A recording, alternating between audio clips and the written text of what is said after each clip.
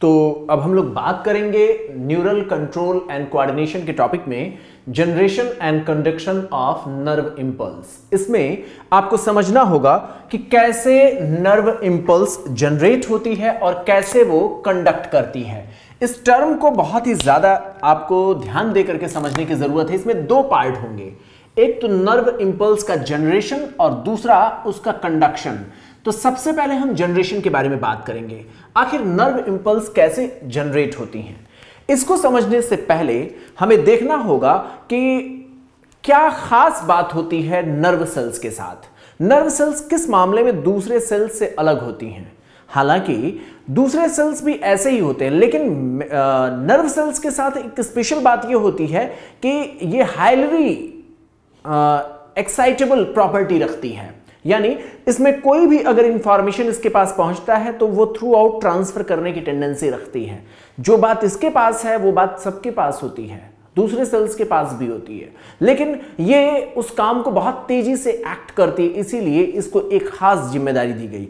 कुछ वैसा ही है जैसे हमारी सोसाइटी में हर इंसान थोड़ा पढ़ता भी है, थोड़ा खेलता भी है, थोड़ा संगीत भी बजा सकता है, कोई म्यूजिक में भी इंटरेस्ट रख सकता है, लेकिन जो म्यूजिक का ज्यादा काम करता है उसको उसी फील्ड में भेज दिया जाता है, जो पढ़ाई ज्यादा करता है उसको एक खास फील्ड में भेज दिया जाता है। उसी तरीके का होता है नर्व सेल्स भी एक आम जो जनरल सेल्स होती हैं वैसी ही होती हैं, लेकिन इसके पास एक्साइटेबिलिटी और प्रोपगेशन, इंफॉर्मेशन के प्रोपगेशन की प्रॉपर्टी कुछ खास तरीके से होती है, कुछ ज्यादा होती है, इसलिए इसको इस काम के लिए स्पेशलाइज किया गया है।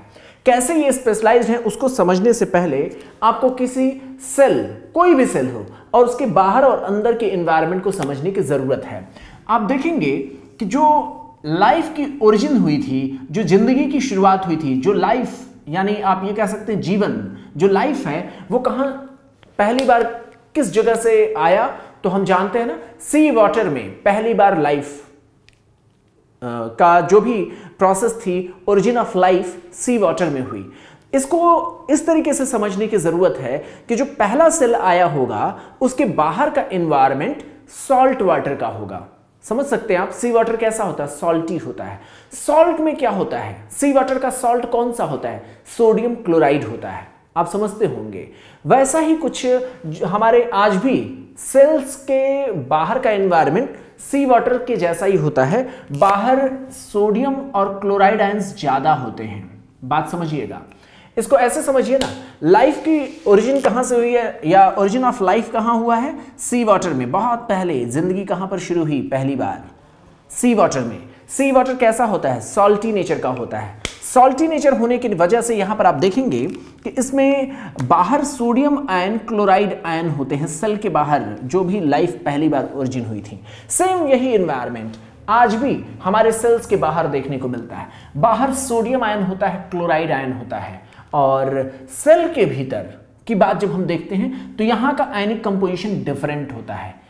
यह पॉइंट पहला है जो आपको याद रखना है, ठीक है। तो ये तो आपने समझा। सेल के भीतर क्या होता है, सेल के भीतर मैं आपको बताऊं, कैटायन के रूप में सेल के भीतर पोटेशियम आयन होता है और प्रोटीन्स होते हैं, ठीक है। तो प्रोटीन पर क्या होता है, नेगेटिव चार्ज होता है। बाकी दूसरे आयंस भी होंगे, लेकिन मैं मेजर कैटायन और मेजर एनायंस की बात कर रहा हूं। यह बात आप समझ लीजिएगा कि यहां पर ऐसा नहीं है कि यहां पर बाहर सोडियम आयन है तो पोटेशियम आयन नहीं होगा। बाहर भी पोटेशियम आयन होते हैं लेकिन कम होते हैं। भीतर ऐसा नहीं है सोडियम आयन नहीं होगा, भीतर सोडियम आयन होता है लेकिन बहुत कम होता है। मेजर कैटायन और एनायन यही होते हैं।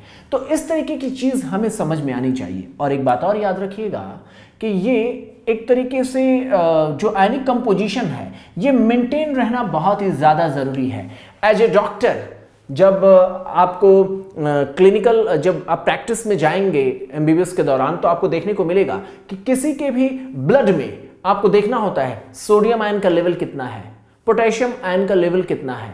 आप अगर वो इलेक्ट्रोलाइट्स का बैलेंस अगर डिस्टर्ब होता है तो बहुत बड़ी दिक्कत हो सकती है। तो एज ए डॉक्टर हमारी बहुत बड़ी जिम्मेदारी होती है इन्हीं आयंस की जो रेशियो है ये लगातार मेंटेन रहें, क्योंकि पूरी फिजियोलॉजी इसी पर जुड़ी हुई है। चलिए इसको देखते हैं, यहां पर इसको समझने की कोशिश करते हैं। यहां पर कुछ होता ऐसे है कि ये सेल मेम्ब्रेन है, सेल मेम्ब्रेन के बाहर सोडियम आयन ज्यादा होते हैं, सोडियम आयन ज्यादा होते हैं, और सेल मेम्ब्रेन के भीतर पोटेशियम आयन ज्यादा होता है। ये बात हमें समझ में आती है। यहां पर बाहर देखिए मैंने दिखाया है, बाहर आप समझ सकते हैं सोडियम आयन ज्यादा है, भीतर पोटेशियम आयन ज्यादा है। दूसरी चीज ये है कि यहां पर ये सेल की जो बाउंड्री है ये एक्स्ट्रा सेलुलर फ्लूइड है, ये सेल के बाहर का एनवायरनमेंट है आप समझें, और ये सेल के भीतर का ये इंट्रा सेलुलर एनवायरनमेंट है।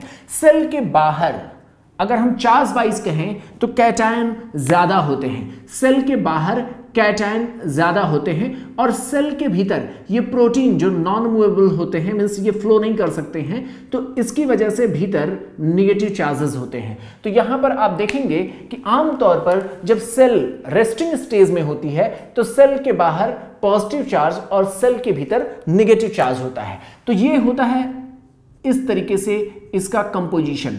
आप इस तरीके से देखेंगे कि बाहर पॉजिटिव चार्जेस हैं और भीतर की ओर निगेटिव चार्जेस हैं। ये बाहर और भीतर का ये इस तरीके का जो ऑर्गेनाइजेशन होता है, ये एक तरीके से दो तरीके की पोलैरिटी इस प्लाज्मा मेम्ब्रेन के इर्द गिर्द होती है, इसीलिए इसको कहते हैं पोलराइज्ड स्टेट। क्या कहते हैं? Polarised state. तो इसको कहते हैं, हम क्या कहते हैं, पोलराइज्ड स्टेट है ये।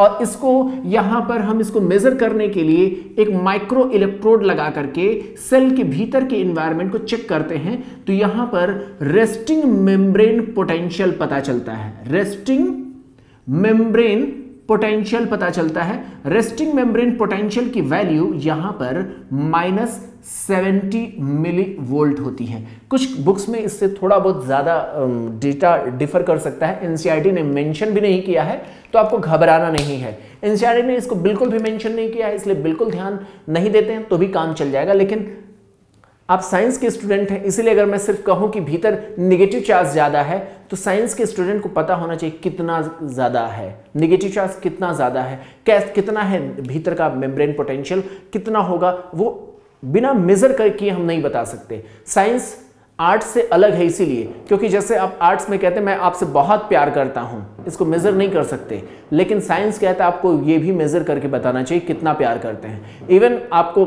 आगे चल करके पता चलेगा पेन, जो दर्द होता है, हम कहते हैं ना हमें बहुत दर्द हो रहा है, तो साइंस कहता है कितना दर्द हो रहा है, तो उसके लिए भी एक यूनिट बनाई गई है, पेन की भी यूनिट होती है। वैसे ही यहां पर क्या है, अंदर पोटेंशियल जो यहां जो पोलराइज्ड स्टेट में भीतर का जो पोटेंशियल डिफरेंस है वो -70 मिली वोल्ट होता है। ये पॉइंट इंपॉर्टेंट है। ये यहां पर जो मेम्ब्रेन के इर्द गिर्द का जो एनवायरनमेंट है, ये जो मेम्ब्रेन के इर्द गिर्द का जो एनवायरनमेंट है, इसको मैं थोड़ा सा जूम करके यहां पर दिखाना चाहता हूं। यहां पर इस तरीके का जो रेस्टिंग मेम्ब्रेन पोटेंशियल है वो कैसे मेंटेन रहता है उसको दिखाना चाहता हूं। आप यहां पर देखेंगे भीतर की ओर माइनस चार्जेस हैं और बाहर की ओर पॉजिटिव चार्जेस हैं। इस तरीके के चार्जेस का जो एक कॉन्फ़िगरेशन है वो कैसे मेंटेन रहता है उसको समझना जरूरी है। ये रेस्टिंग स्टेट है, एट द रेस्ट क्या होता है, कैसे ये कंडीशंस मेंटेन रहती है उसको समझना जरूरी है। प्लीज आप बहुत थोड़ा फोकस रखिएगा ताकि ये ज्यादा अच्छी तरीके से समझ में आ सके। यहां पर आप फोकस रखिएगा, फिर आप यहां पर देखिएगा ये कैसे मेंटेन हो सकता है। इसको यहां पर जूम करके देखने की जब हम कोशिश करते हैं तो पता चलता है कि बाहर कैटायन है, भीतर एनायन है।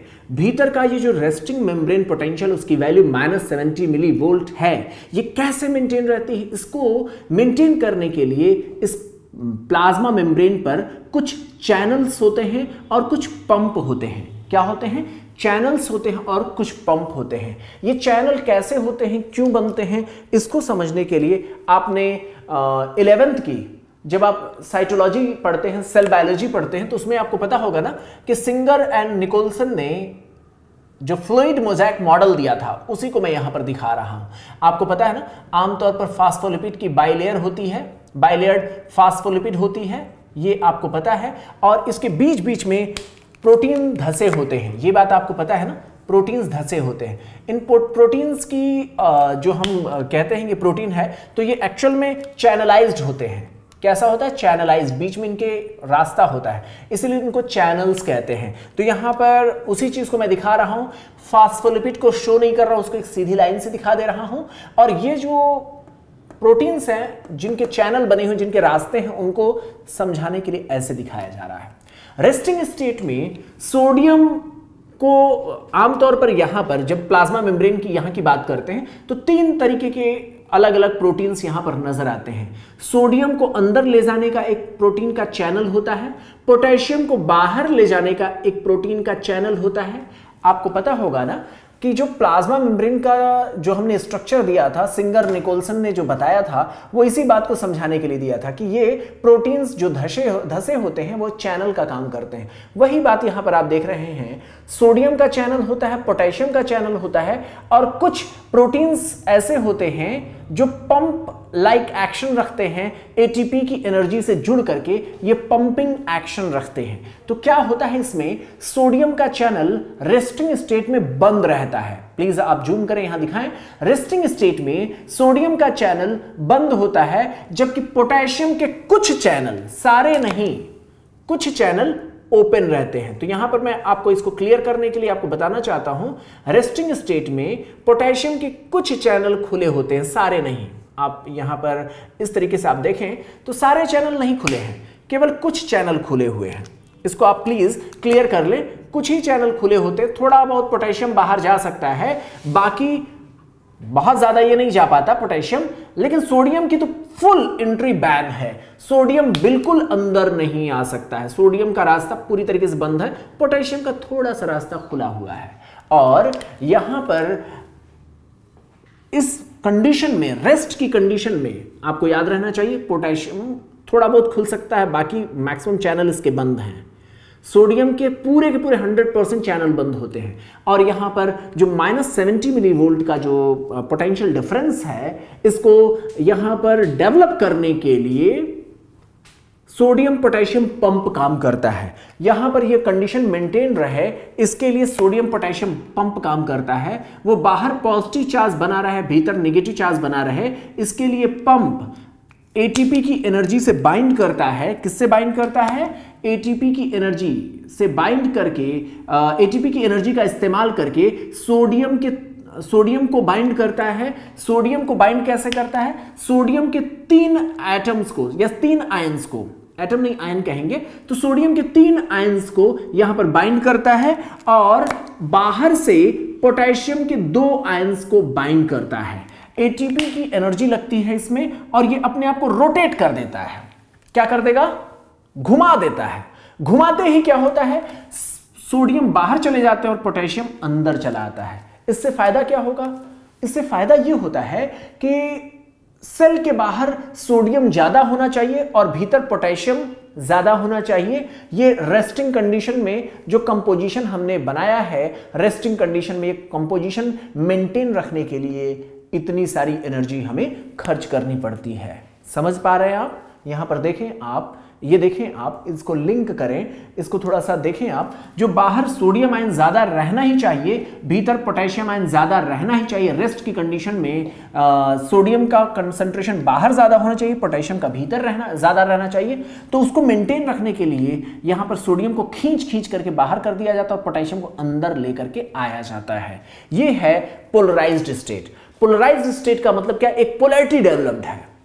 पोलैरिटी जिसको मैंने बताया ना, रेस्टिंग कंडीशन में मेजर करने के लिए, उसको मापने के लिए, उस पोलैरिटी को समझने के लिए रेस्टिंग मेम्ब्रेन पोटेंशियल की जो वैल्यू होती है वो कितनी होती है?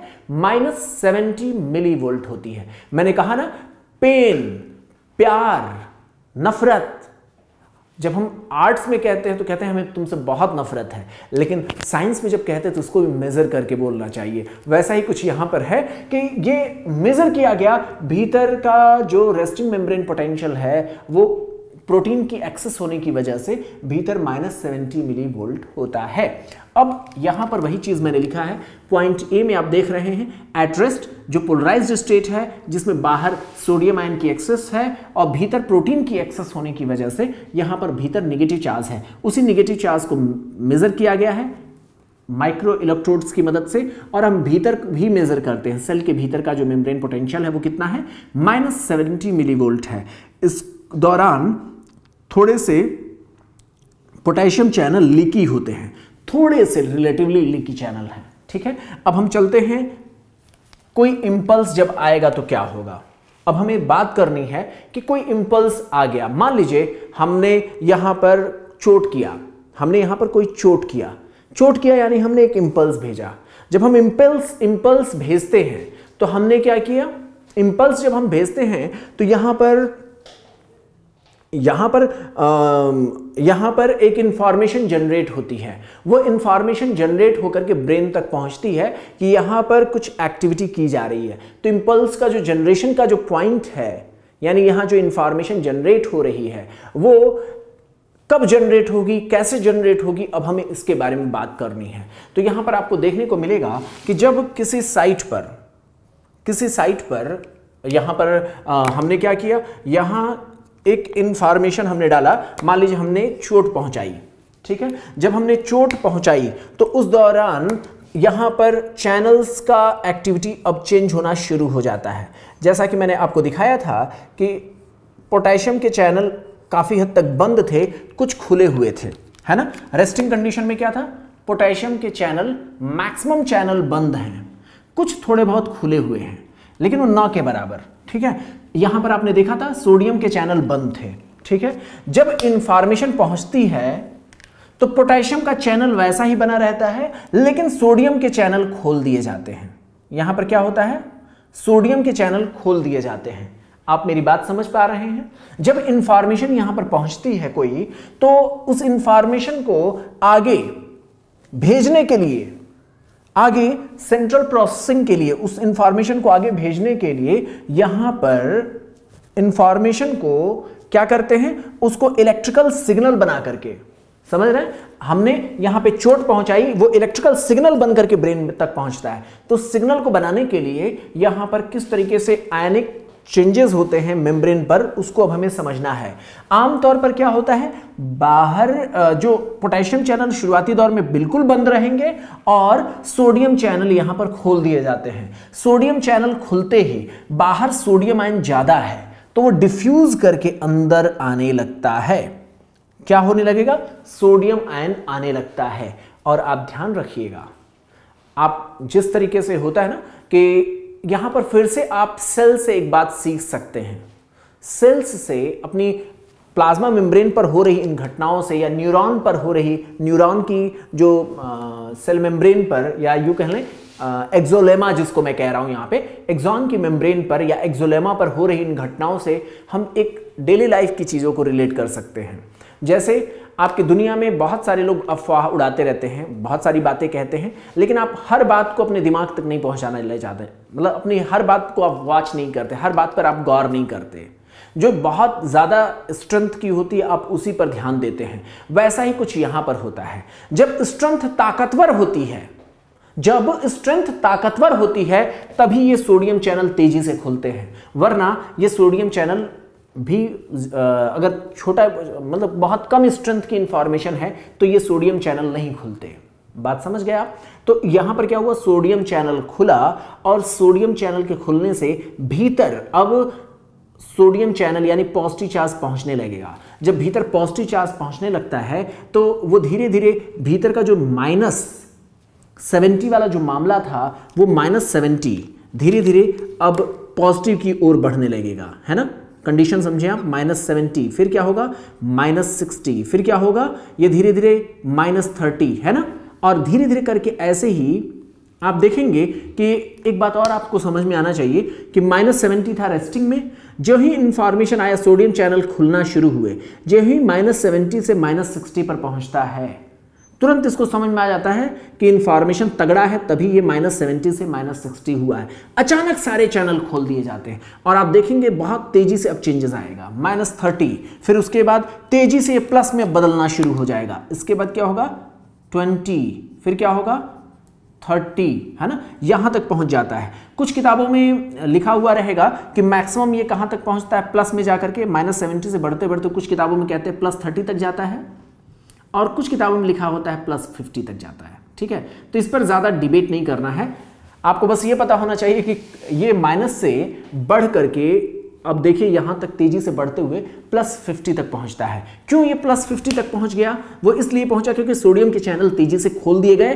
अंदर पॉजिटिव चार्ज आया, तो ये नेगेटिव जो इसका जो पोटेंशियल था वो अब चेंज होने लगा। तो यहाँ पर सेल के भीतर यानी एक्सॉन के भीतर, एक्सॉन की ये प्लाज्मा मेम्ब्रेन है, यानी एक्सोलेमा है। एक्सोलेमा के भीतर फिर से अगर हम कोई माइक्रो इलेक्ट्रोड लगाएं तो अब हमें +50 का यहाँ पर पोटेंशियल मिलता है। तो इस +50 को हम कहते हैं एक्शन पोटेंशियल। क्या कहते हैं? Action potential. ये प्रॉपर एक्शन हो गया है, मैक्सिमम इंफॉर्मेशन को यहाँ पर इंफॉर्मेशन को लेकर के आए। और देखिए कंप्यूटर में जैसे हम सिग्नल को किसी और फॉर्मेट में हम बदल करके फिर हम उसको भेजते हैं, वैसा ही है। आपको मिल रहा है चोट और उसको हम कन्वर्ट कर रहे हैं किसमें? इलेक्ट्रिकल सिग्नल में। आप देख सकते हैं ये इलेक्ट्रिकल आयनिक चैनल्स में ये सिग्नल इलेक्ट्रिकल सिग्नल में बदल गया है। तो हुआ क्या? यहां पर एक्शन पोटेंशियल जनरेट हुआ और इस दौरान पोलैरिटी खत्म हो गई। ये जो पोलैरिटी थी ये खत्म हो गई, बाहर से भीतर आ गए पॉजिटिव चार्ज, भीतर पॉजिटिविटी आ गई, इसलिए इसको हम कहते हैं डीपोलराइजेशन। क्या कहते हैं? डीपोलराइजेशन। तो पोलराइजेशन, ठीक है। तो यहां पर क्या हुआ? डीपोलराइजेशन हो गया, एक्शन पोटेंशियल जनरेट हुआ। एक्शन पोटेंशियल की वैल्यू कितनी है? +50 मिलीवोल्ट। तो यहां पर जब इंफॉर्मेशन पहुंचा तो हुआ क्या? सोडियम चैनल ओपन हो गए और इस दौरान ये देखा जाता है कि जो ही -70 से -60 पर पहुंचता है मामला, यानी जो ही +10 वैल्यू बढ़ता है सोडियम आयन के खुलने के बाद, तुरंत इसको समझ में आ जाता है कि इंफॉर्मेशन सीरियस है और सारे चैनल खोल दिए जाते हैं सोडियम के, और इस वजह से तेजी से ये बदलते बदलते +50 तक पहुंचता है। कुछ किताबों में अल्टीमेटली +30 भी लिखा होगा, जिसमें आपको घबराना नहीं है। तो एनसीईआरटी ने तो ये डेटा भी नहीं दे रखा है, लेकिन आपको समझने के लिए ज़रूरी है, क्योंकि आगे एज ए मेडिकल स्टूडेंट ये सारे कॉन्सेप्ट समझना बहुत ज़्यादा ज़रूरी होता है। तो ये आपने समझा कि किस तरीके से इंफॉर्मेशन अब सीरियस थी, एक जगह पर वो इलेक्ट्रिकल सिग्नल में कन्वर्ट हो चुकी है। ठीक है, तो हुआ क्या? हुआ इस दौरान ऐसा कि प्लीज़ थोड़ा यहाँ पे साइड में आप जूम करें, बहुत अच्छे से जूम करें। तो हुआ क्या? ये हमने देखा कि डेंड्राइट्स है, ये सेल बॉडी है, और ये है हमारा एक्सॉन। इस एक्सॉन पर ये इंफॉर्मेशन आगे पहुंच रहा था। हमने देखा ये साइट ए, इस वाले साइट पर इंफॉर्मेशन आ चुका है। ठीक है, इंफॉर्मेशन सीरियस था, इसलिए यहां का जो पोलराइज्ड स्टेट है वो डीपोलराइज्ड हो गया। ठीक है, अभी इसको प्रोपेगेट नहीं हुआ है, अभी प्रोपेगेशन नहीं हुआ है, अभी हम पॉइंट ए पर हैं। फिर हम बात करेंगे, या साइट 1 हम कहते हैं, ABCD तो हम यहां बोल ही रहे हैं, तो इसको हम ये कह सकते हैं साइट 1। साइट 1 पर अभी इंफॉर्मेशन पहुंचा है। इसके बाद हम बात करेंगे कैसे यहां जनरेट हुआ है, अब कंडक्ट कैसे करेगा उसकी ओर अब हम बढ़ते हैं, लेकिन अभी सिर्फ हम पॉइंट 1 पर फोकस कर रहे हैं। इसके बाद हम यहां पर पॉइंट 2 पर बढ़ेंगे, लेकिन अभी हमें सिर्फ यहीं पर बात करनी। यहां पर अभी एक काम हुआ, पोलराइज से डीपोलराइज्ड हुआ है। पोलराइज से क्या हुआ? डीपोलराइज हुआ। डीपोलराइज से अब रीपोलराइज होगा, वापस ये अपनी पोलैरिटी को पाने की कोशिश करेगा। समझ पा रहे हैं आप? वापस ये क्या करने की कोशिश करेगा? अपनी पोलैरिटी को पाने की कोशिश करेगा। जो भीतर का +50 है उसको दोबारा ये -70 की ओर ले जाना चाहेगा, यानी ये क्या करने की कोशिश करेगा? रीपोलराइज होने की कोशिश करेगा। पोलराइज था, डीपोलराइज हुआ, अब ये रीपोलराइज होने की कोशिश करेगा। आप देखेंगे कि जो ही ये +50 मिलीवोल्ट तक भीतर का एनवायरनमेंट पहुंचता है, +50 मिलीवोल्ट तक का एनवायरनमेंट पहुंचता है, तुरंत अब सोडियम के सारे चैनल बंद कर दिए जाते हैं। क्या कर दिए जाते हैं? सोडियम के चैनल बंद हो जाते हैं। अब भीतर कोई सोडियम आयन नहीं एंट्री कर पाएगा। ठीक है, अब भीतर कोई सोडियम आयन एंट्री नहीं कर पाएगा। अब पोटेशियम के सारे चैनल खोल दिए जाते हैं। इससे क्या होगा? इससे होता यह है कि यहां पर आप देखेंगे कि ये इंफॉर्मेशन, अब भीतर पहले पॉजिटिव चार्ज था ना, और यहां पर पोटेशियम का चैनल खोल दिया गया, तो अब क्या होगा? पोटेशियम बाहर कम था, अंदर पोटेशियम ज्यादा है, तो होगा क्या? यहां से पोटेशियम आयन अब बाहर की ओर निकलना शुरू हो जाएंगे। प्लीज इतने ही रेंज में आप जूम करके दिखाइएगा तो आप समझ पाएंगे कि यहां पर क्या हुआ? सोडियम का एंट्री बंद हो गया एक्शन पोटेंशियल जनरेट होने के बाद। भीतर 50 मिलीवोल्ट है एनवायरनमेंट, अब और सोडियम नहीं आएगा। उल्टा क्या किया गया? पोटेशियम का एनवायरनमेंट यहां पर ओपन कर दिया गया। अब होगा क्या इससे? अब बाहर की ओर पॉजिटिव चार्ज जाने लगेंगे। होगा क्या इससे? इससे होगा ये कि अब भीतर का पॉजिटिव जो वैल्यू है अब कम होना शुरू हो जाएगी। मानते हैं ना इस बात को? तो होगा क्या? ये अब धीरे धीरे घटना शुरू हो जाएगा। +50 है तो +30 हो जाएगा, फिर उसके बाद क्या हो 0 तक जाएगा, फिर उसी तरह करते करते ये -70 तक जाएगा। -70 तक करते करते ये बहुत तेज़ी से पोटेशियम का चैनल खुला हुआ है, तो बल्कि थोड़ा ज़्यादा तक ये और भी -80 तक पहुंच जाता है। ठीक है, मैं थोड़ा डिटेल में इसको लेकर के जा रहा हूं, आपको समझा रहा हूं, थोड़ा सा आपको समझना होगा। यहाँ पर +50 से अब ये घटना शुरू हुआ, यहाँ तक कि रेस्टिंग मेम्ब्रेन पोटेंशियल तो छोड़िए, उससे भी थोड़ा नेगेटिव तक पहुंच जाता है। ये -70 से भी थोड़ा नीचे तक चला जाता है, क्योंकि भूल जाता है कि कितना मुझे बाहर निकलना था। मेरी बात समझ पा रहे हैं आप? यहां पर क्या होता है कि इसकी कोशिश होनी चाहिए थी -70 तक ही जाने की, लेकिन इससे भी आगे और नेगेटिव तक पहुंच जाता है। क्यों? क्योंकि पोटेशियम का चैनल खुला ही रहता है। आपको पता है ना, पोटेशियम का चैनल आमतौर पर खुला ही रहता है। अब क्या होगा, ले दे करके हमने किया क्या, जो -70 था लगभग हम वहां तक पहुंच गए। क्या हुआ, हम -70 पर थे रेस्टिंग में, रेस्टिंग मेम्ब्रेन पोटेंशियल -70 था, और यहां पर रीपोलराइज जब हुआ है, दोबारा पोलराइज्ड हुआ है, तो ये दोबारा पोलराइज्ड होने पर आप देख रहे हैं भीतर फिर से नेगेटिविटी हो गई है, भीतर फिर से नेगेटिव चार्जेस ज्यादा हो गए हैं कंपैरेटिवली, और बाहर पॉजिटिव चार्जेस ज्यादा हो गए हैं ना, यानी ये रीपोलराइज हो गया है। लेकिन प्रॉब्लम ये है कि रीपोलराइज तो हो गया, दोबारा पॉजिटिव चार्ज बाहर चले गए, भीतर नेगेटिव चार्जेस आ गए, लेकिन दिक्कत यह है कि जो आयनिक कंसंट्रेशन था वो डिफरेंट हो गया है। बाहर पोटेशियम हो गए हैं, भीतर सोडियम हो गए हैं। मानते या नहीं? पहले सोडियम घुसाया था, सोडियम सारे अंदर रह गए हैं और पोटेशियम सारे बाहर निकल गए हैं। तो इसके लिए क्या करना पड़ेगा, वो पंप काम करेगा। कौन सा पंप? सोडियम पोटेशियम पंप, जो मैंने यहां पर दिखाया था। अब इसमें बाहर पोटेशियम ज्यादा हो गया है, भीतर सोडियम ज्यादा हो गया है। इसको बैलेंस करने के लिए प्लीज यहां पर लेकर के आए, इसको मेंटेन करने के लिए अब सोडियम पोटेशियम पंप काम करेगा तेजी से। ये काम करके क्या करेगा, भीतर सोडियम ज्यादा था ना, उसको बांधेगा, सोडियम आयंस को बांधेगा, और बाहर से पोटेशियम आयन को बांधेगा, और यहां पर एटीपी की एनर्जी का इस्तेमाल करके लगातार इस तरह मूव करता रहता है। क्या करेगा, एक बार यहां से 3 सोडियम को लोड किया, बाहर से 2 पोटेशियम आयन को लोड किया, ये बाहर इनको फेंक देगा, पोटेशियम को अंदर लाएगा, फिर पलट जाएगा, फिर पोटेशियम को बाहर से बांधेगा, सोडियम को अंदर से बांधेगा, ऐसे ये काम करता रहता है। तो इससे क्या होगा, इससे होगा ये कि अल्टीमेटली क्या होगा, यहां पर एक्शन पोटेंशियल जो +50 था, उसके बाद जब पोटेशियम आयन के चैनल खुले तो क्या हुआ, रीपोलराइजेशन हुआ। रीपोलराइजेशन तो हो गया, लेकिन डिफरेंट आयनिक कंसंट्रेशन मिल गया, है ना। क्या हुआ, डिफरेंट आयनिक कंसंट्रेशन यहां पर प्राप्त हो रहा है। तो डिफरेंट आयनिक कंसंट्रेशन प्राप्त हो रहा है, जिसको प्रॉपर सही करने के लिए सोडियम पोटेशियम पंप काम करता है। ये पंप इतना इंपॉर्टेंट है कि ये पंप धीरे धीरे अपना काम करते करते क्या करेगा, ओरिजिनल स्टेट को मेंटेन कर देता है। ये क्या करता है, सोडियम पोटेशियम पंप जो है यहां पर इस ओरिजिनल कंसंट्रेशन को मेंटेन कर देगा, और जब तक ये सोडियम पोटेशियम पंप काम करके उस ओरिजिनल स्टेट को वापस नहीं ला देता, तब तक कोई नया इंफॉर्मेशन नहीं आ सकता। यह भी बात आपको पता होना चाहिए, क्योंकि नया इंफॉर्मेशन तभी आ सकता है जब बाहर सोडियम आयन ज्यादा हो और भीतर पोटेशियम आयन ज्यादा हो। मेरी बात समझ पा रहे हैं? नहीं, एक बार फिर से समझें। ये सोडियम पोटेशियम पंप यहां पर आयनिक कंसंट्रेशन में जो डिफरेंसेस थे उसको फिर से जो है मेंटेन करने के लिए बाहर सोडियम को ज्यादा कर देगा और पोटेशियम को भीतर ज्यादा कर देगा, पंप लगातार काम करते करते। और इस काम में समय लगता है, और जब तक ये काम करने में जितना समय लगता है उस दौरान कोई नया इंफॉर्मेशन नहीं आ सकता। इसीलिए कहा जाता है इसको रिफ्रैक्टरी पीरियड। क्या कहते हैं, रिफ्रैक्टरी पीरियड कहते हैं। तो रिफ्रैक्टरी पीरियड है क्या, वो समय जिसमें वापस ओरिजिनल सारी कहानी को स्टेप ए तक लाने की बात की जाती, तो उतने में हमें समय लगता है, उतने देर तक ये कोई इंफॉर्मेशन नहीं ले पाता है। अब ये सारी घटनाओं को अगर मैं एक ग्राफ के रूप में समझाने की कोशिश करूं तो यहां पर हम इस तरीके से इसे ड्रॉ कर सकते हैं। यहां पर हम देख सकते हैं।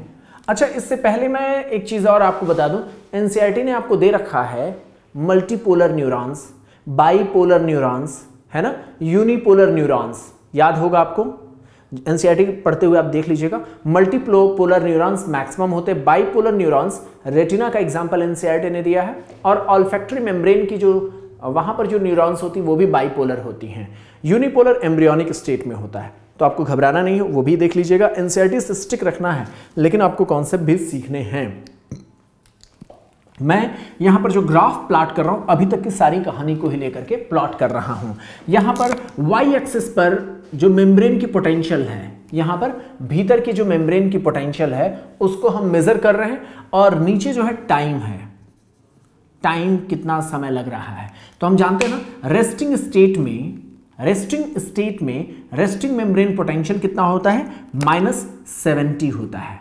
ठीक है, और हुआ क्या, जब कोई इंफॉर्मेशन आती है, यहां कोई इंफॉर्मेशन जब आई तो सोडियम के चैनल खुले, और जब ये सोडियम के चैनल खुलने से भीतर पॉजिटिव चार्जेस बढ़ने लगेंगे, तो इसकी वजह से क्या होगा, अब इसका नेगेटिव वैल्यू पॉजिटिव की ओर बढ़ने लगेगा। जो ही ये -60 मिलीवोल्ट तक पहुंचता है, जो थ्रेशोल्ड वैल्यू है, जो ही -60 यानी +10 वैल्यू बढ़ता है, तुरंत सेल को समझ में आ जाता है कि इंफॉर्मेशन बहुत सीरियस है, तुरंत वो तेजी से अपने सारे चैनल को खोल देता है। समझ रहे हैं आप? तो आपको समझना होगा कि यहां पर रेस्टिंग मेम्ब्रेन पोटेंशियल -70 था, और यहां पर एक थ्रेशोल्ड लेवल होता है, जो ही उसको क्रॉस करता है तुरंत सोडियम के चैनल शुरुआती जो खुले हो तो उससे ज्यादा चैनल यहां पर खोल दिए जाते हैं, जिसकी वजह से सेल के भीतर अब पॉजिटिव वैल्यू बढ़ने लगती है। कुछ किताबों में +50 मिलेगा, कुछ किताबों में +30 मिलेगा, घबराना नहीं है। +30 भी लिखा हुआ हो तो वो भी ठीक है। ठीक है, तो यहां पर एनसीईआरटी ने तो कुछ भी नहीं बोला है, इसलिए डरना नहीं है। तो यहां पर आप देखेंगे सोडियम चैनल खुल गए थे और ये डीपोलराइजेशन होने लगा था, पोलैरिटी खत्म होने लगी थी, और ये जो मैक्सिमम वैल्यू जो मिलती है उसको हम कहते हैं एक्शन पोटेंशियल। यहां पर जो ही एक्शन पोटेंशियल के स्टेज पर पहुंचता है, सोडियम के चैनल बंद कर दिए जाते हैं। अब ओरिजिनल भीतर नेगेटिव चार्ज है, इसके लिए क्या करता है, पोटेशियम का चैनल खोल देता है, और इससे रीपोलराइजेशन स्टेट की ओर मामला बढ़ता है। रीपोलराइजेशन, दोबारा पोलराइज्ड होने का मामला। लेकिन पोटेशियम का चैनल इतना ज्यादा खुला रहता है कि ये अपने रेस्टिंग मेम्ब्रेन पोटेंशियल का जो लेवल है उससे भी कहीं नीचे पहुंच जाता है। तो ये -70 था, ये -80 तक पहुंच जाता है, इसीलिए कहा जाता है इसको हाइपरपोलराइजेशन। ये जो ही यहां तक पहुंचता है, तुरंत यहां पर सोडियम पोटेशियम पंप काम करना शुरू कर देते हैं। सोडियम पोटेशियम पंप, ये पंप इसको फिर से ओरिजिनल स्टेट तक पहुंचा देते हैं। बात समझ गया आप? तो यहां पर क्या हुआ, इंपल्स का जनरेशन। और आपको बता दें कि ये जो ड्यूरेशन है, ये जो ड्यूरेशन, इसको हम कहते हैं रिफ्रैक्टरी पीरियड। इस दौरान प्लीज आप थोड़ा यहां फोकस करें तो आप समझ पाएंगे, ये यहां तक का जो ड्यूरेशन है, ये जो ड्यूरेशन है ये कहलाता है रिफ्रैक्टरी पीरियड। यहां पर आप देखेंगे इस दौरान एक्चुअल में रिफ्रैक्टरी पीरियड इतने को कहना चाहिए, ठीक है, लेकिन आप ये समझ लें कि जब तक ये चेंजेस हो रहे हैं, तब तक कोई नया इंफॉर्मेशन नहीं लिया जा सकता। बात समझ पा रहे हैं? इसमें रिफ्रैक्टरी पीरियड बेसिकली इसी को कहेंगे, लेकिन यहां तक आपको समझ में आना चाहिए कि इस पीरियड के दौरान चूंकि यही इंफॉर्मेशन अभी जा रही है, फिर दोबारा अगला इंफॉर्मेशन यहीं पर लिया जा सकता है, इसके पहले नहीं लिया जा सकता। एक इंफॉर्मेशन यहां पर आया, फिर इंफॉर्मेशन लाने के लिए इतना समय लगता है, ये बात आपको समझ में आना चाहिए। यानी एक बार इंफॉर्मेशन आया तो उसकी पूरी प्रोसेसिंग होती है, और दोबारा फिर से वो मेम्ब्रेन का पोटेंशियल उतना डेवलप होने में समय लगता है। तो यहां पर आप समझ सकते हैं एक्शन पोटेंशियल के बाद एक्चुअल में ट्रू लैंग्वेज में यही कह सकते हैं ये रिफ्रैक्टरी पीरियड है, कि ओरिजिनल स्टेट में फिर से कब आया ये, ठीक है, उसको आने में कितना समय लगेगा। लेकिन यहां से यहां तक के ड्यूरेशन में कोई इंफॉर्मेशन अगली ये एक्सेप्ट नहीं करेगा। ये तो हो गई बात, ये हमने पूरा समझ लिया। इंफॉर्मेशन पॉइंट ए पर आया, पूरी तरीके से कोड कर दिया गया। अब ये देखना है कि पॉइंट ए से पॉइंट 2 पर इंफॉर्मेशन कैसे पहुंचेगा। क्या समझना है? पॉइंट 1 से पॉइंट 2 पर इंफॉर्मेशन कैसे पहुंचेगा, अब हमें यह समझना है। इसको समझने के लिए यहां पर प्लीज आप इतने रीजन में आप फोकस करिएगा तो ये समझ पाएंगे कि ये इंफॉर्मेशन कैसे आगे फॉरवर्ड होगा।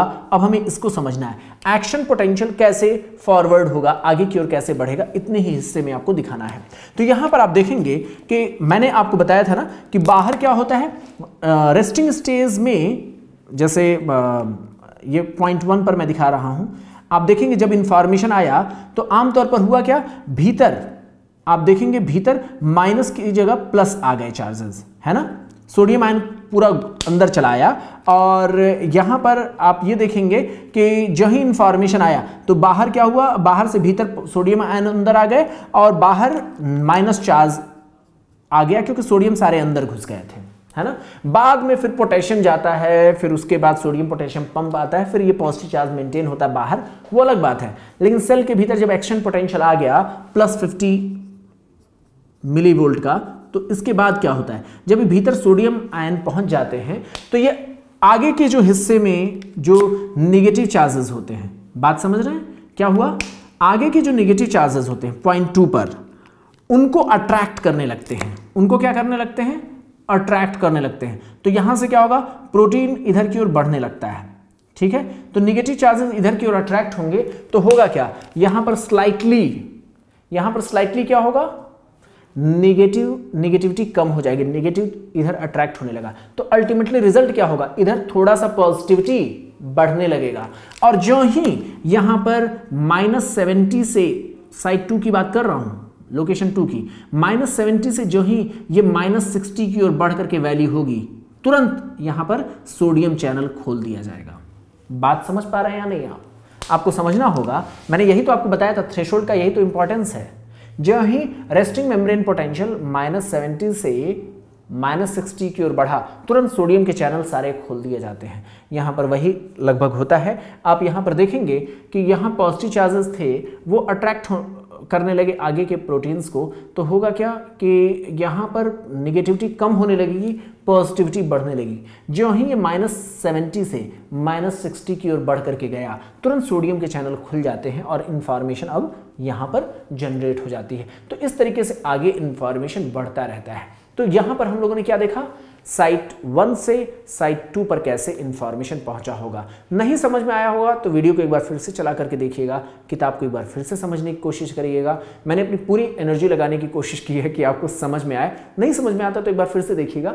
यहाँ पर आपको समझना है कि साइट 1 से साइट 2, साइट 2 से फिर आगे चल करके साइट 3, ऐसे करके इंफॉर्मेशन पहुंचता हुआ जाता है और लास्ट में साइनेप्टिक नॉब तक इंफॉर्मेशन पहुंच जाता है। ये इंफॉर्मेशन थोड़ा जूम करिएगा इतने हिस्से में, तो आप देखेंगे इंफॉर्मेशन पहुंचते पहुंचते यहां तक पहुंच जाता है। इसके बाद क्या होगा, इसके बाद आगे फिर न्यूरॉन्स होंगे। तो अगले लेक्चर में हमें बात करनी है कि ये